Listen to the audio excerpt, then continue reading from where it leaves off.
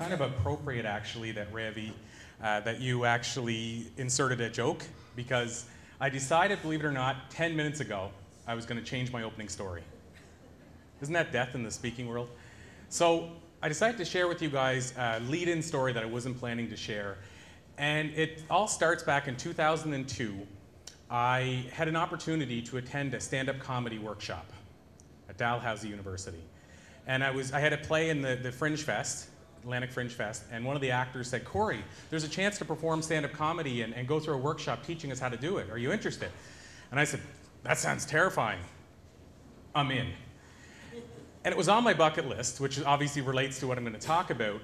But trying stand-up comedy, I was kind of told by people, this is terrifying for the average person, and so I felt, you know what, got to face it head on. So we took 2 weeks of a stand-up comedy workshop, and what made me think to tell the stories, we were talking about adjusting the mic stand up here earlier, and our 2 weeks of stand-up comedy training was, here's how you adjust a mic stand, and Dane Cook rules. That was our training for stand-up comedy. Now, how many people in the room here have ever tried stand-up comedy? Not a lot of hands, right? How many people want to try it? Not many more. So my point is that stand-up comedy is not for the faint at heart, and my training was, here's how you adjust the mic stand. I did come to find out that that was actually very important, more important than I realized. But we get to the comedy club. So after 2 weeks of training, our third week of training was, you're going to watch other people entertain you.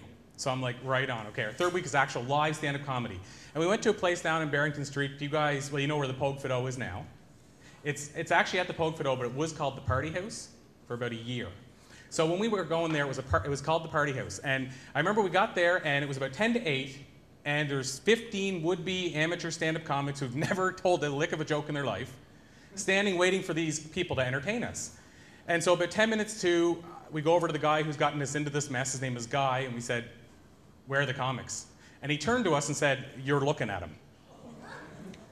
So what we found out at that exact minute is that we were the entertainers. So of course, the logic in me said, "Well, Guy, you said people are going to be entertaining us." He said, "Absolutely. Corey, while you're up on the stage, Bill's going to be getting entertained." So all of a sudden, the new dilemma is who's going up first? Because now you're the sacrificial lamb, because at that point, Yuck Yucks had left. So it's like the first time comedy is actually back in Halifax with a real club. And so I went to the bathroom looking for the exit window, and there's none in the Pogue Fido, in that upstairs bathroom. There could be now, but there wasn't then. And so I come back out, and 8 comics are gone. I don't know if I can call them comics. I'd never seen them again in my life. The interesting part, as a side note about stick-to-itiveness, is the 7 that stayed are still doing comedy to this day. One of them's Bill Wood, if you guys know who Bill is, from Picnic Face, and it goes the whole list. Candy Palmater does the Candy Show. You go down the list, it's amazing. So the proof is these people were meant to do stand-up. But they're debating over who's going up first, and I said, if you're going to face a fear, you got to face it head on. So I walked up to the stage, grabbed the mic. I told what I considered at the time to be the best joke I've ever told in my life, to dead silence. So I proceeded to tell what I considered at the time the second best joke I ever told in my life, to more dead silence. But this time I think I saw a tumbleweed go by the stage. And streams of sweat are coming down my face, and finally I realized the stand-up comedy thing, a whole lot tougher than I thought. So finally, Guy calls me over to the stage and hits me in the back of the head, and he says, "You idiot! You got to wait until we turn the mic on." So why this story is important is because on my bucket list, when I wrote it years ago, how many people here have a bucket list, first of all? Good. I'm actually glad that it's not the whole room, because what I'm going to talk about tonight may actually encourage you to take a look at your bucket list again. So I had a bucket list, and it said all the high adventure items you would think of, right? Skydiving, surfing, stand-up comedy, etc., etc. And so I had an organization that brought me in to do a talk a few years back, about 4 years ago. And they said, "Corey, we want you to come in and share these adventure items because we're watching the movie The Bucket List." And so the plan was talk about skydiving, because since that time, since the stand-up, after that expanded my comfort zone, I went skydiving. And I'm scared of heights. And believe it or not, my bigger fear about jumping out of a plane, my biggest fear was actually whether or not I actually bounce, because I don't know the answer to that. Thankfully, I didn't have to find out. But the point is that jumping out of a plane was a fear. I went surfing in Tofino, and I can't swim. If you put me in the water on my own and nobody there to watch me, I'll find a way to drown. So the point is I was tackling all these high adventure items, and they saw this on Facebook and said, "Why don't you come in and do a talk?" And so I started looking at my bucket list, and for whatever reason I decided, you know what, maybe let's take a look at my bucket list. It'll inspire me to do the talk. And as I started looking at my bucket list, something strange happened.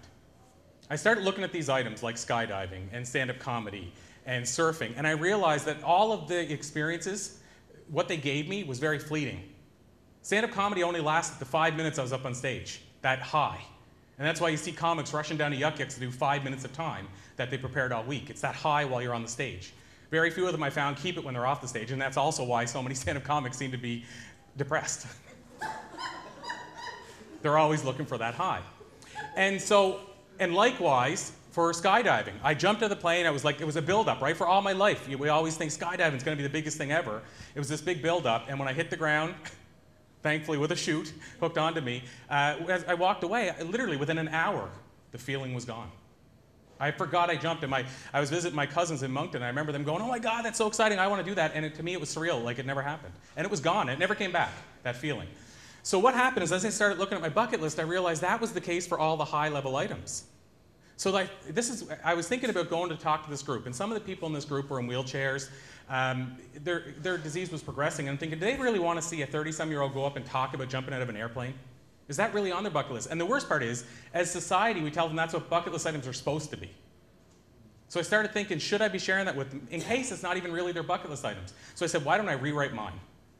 And as I started rewriting the bucket list items, and there's a reason I'm wearing this hat tonight. My grandfather used to always wear a hat like this. And as I started rewriting the bucket list items, I realized my grandfather had passed away a couple years before, and I would trade that skydiving adventure in a heartbeat to spend one more night with my grandfather playing cards. My friend Lauren took his life on Christmas Eve, the same year my grandfather died. I would take another coffee with Lauren any day of the week over surfing in Tofino. All of a sudden, I started realizing these bucket list items that I had set for myself were what society told me. I heard somebody say, were you ever told to go to a certain university? I feel it's the same way. We're told, society tells us to go, you should go to this school, forget that stand-up comedy thing, or a clown college. And usually that's where your passion ends, whenever they tell you not to do it and you don't. So when it comes to that, I realized, oh my God, there's something with this, there's something to this. The fact that these high adventure items, I was told by society that they're supposed to be my high adventure items.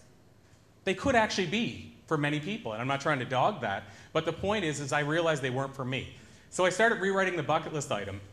And the cool part about it is I went and shared the talk, and it went over really well because I talked about living your bucket list. So what I want people in the room to think about is, are you living somebody else's bucket list, or are you living your own? And I thought that was the transformation, just that I realized, oh my God, I'm doing a new talk now that's rearranged itself. But the real transformation came after that. The after that was all of a sudden, when I got a chance to sit down and take this all in, I realized that it changed my perspective on life. All of a sudden, I realized that I wanted to live my life every day like it was my last, based on what I would do on my last day. And so for me, one of those things is I had never told my mother I loved her in my life. Since that day, I can tell you that I tell my mother I love her 99.9% of the time when we hang up, and if we forget, usually one of us texts it. My mother's now into texting. Usually one of us texts it after the fact. The point is, that's something that I'm proud to have on my bucket list, and I rate it high above skydiving. So for me, what was interesting is it changed my perspective on how I live my life. And what I ended up doing is I ended up looking at my life, the way I live it now, is I ended up looking at it like, you know what, I love writing. And if I were writing the book of my life and I closed it on today's page, and something happened to me tomorrow, could I be happy with the book I've already written?